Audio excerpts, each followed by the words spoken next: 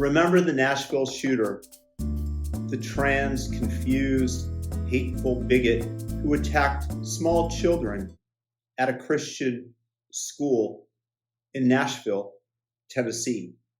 Stephen Crowder, God bless his heart, managed to get a hold of the manifesto that authorities were squirreling away, hiding away. Now, I'm going to get in trouble here because I'm going to misgender her, which woke people, of course, will tell you is a far bigger offense than the actions perpetrated by this murderous, evil being killing innocent children. But let's go over her manifesto. Death Day. Today is the day. The day has finally come. I can't believe it's here. I don't know how I was able to get this far, but here I am. I'm a little nervous, but excited too. Been excited for the past 2 weeks. There were several times I could have been caught, especially in the summer of 2021. None of that matters now. I am almost an hour and 7 minutes away. Can't believe I'm doing this, but I'm ready. I hope my victims aren't.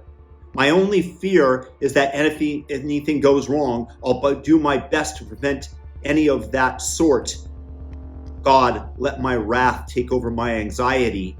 It might be 10 minutes tops. It might be 3 to 7. It's going to go quick. I hope I have a high death count, ready to die. Kill those kids, those crackers. Gee, the left ain't racist. Going to private fancy schools with those fancy khakis and sports backpacks with their mommies and daddies, Mustangs and convertibles. Fuck you, you little shits. I wish to shoot you weak-ass dicks with your mop yellow hair. Want to kill all you little crackers. Bunch of little faggots with your white privilege. Fuck you. Faggots. And then it goes on to leave an account, a minute-by-minute plan of her death day and what would come of it. The last entry being time to die. What you can see here is literally the woke mind virus that has infected this mind. The malignancy of it that has been created in this bitch's mind. This idea that it's justified to kill those who are white, the crackers, with blonde hair, your mop yellow hair, who have 2 parents. Oh my God, they're especially privileged, aren't they? And this virus gets her to rail against an immutable characteristic that she herself, whiteness, had. Wokeness is a disease that is like an autoimmune disorder that gets you to take countermeasures and injure yourself, where the host does self-harm. I bet you wokeness leads to cutting too. And notice that this woke person repeatedly used homophobic slurs in the manifesto against the white privileged little crackers that she wanted to kill at the Covenant School. Critics of trans ideology have often highlighted that many trans people transition because they cannot cope with being homosexual. But trans advocates, rather than to help teach these confused people to actually love themselves and how they were born, convince them of the inverse and want gender-affirming care where they say it's a great idea if we can just slash off your genitals. And they say that all your problems are going to be solved. And a couple of years later, when they are no happier than before the transition, frankly, I'm shocked that more of the hatred and ire does not channel to the butchers and ideologues who, via their gender-affirming care that I mentioned earlier, taught trans people to hate who they naturally are, and rather infected them with a mind virus that makes them believe, in this case at least, that blonde Christian children are their oppressors, that they must be jealous of them. She went after those kids because she hated herself. That is who she used to be. This is the exact same school that she actually attended as a child, that she murdered and shot up those innocent people.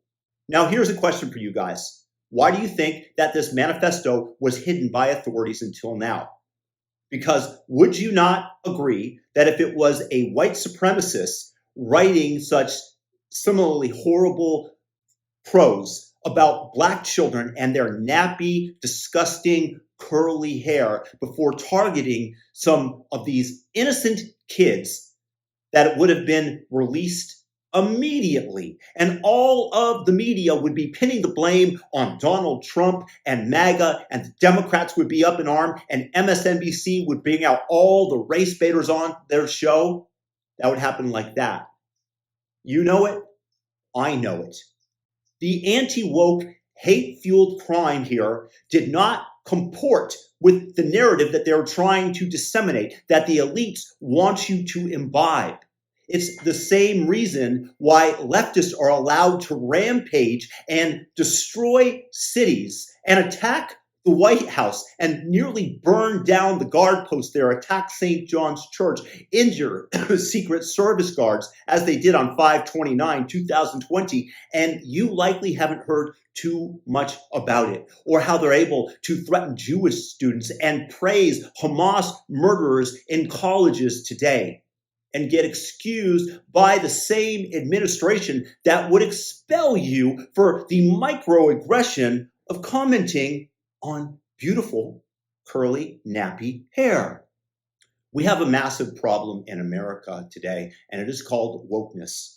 This mind virus is a cancer and must be called out in its every appearance and condemned totally, so that maybe other Audrey Hales don't imbibe it and go on anti-white hate crime murdering sprees.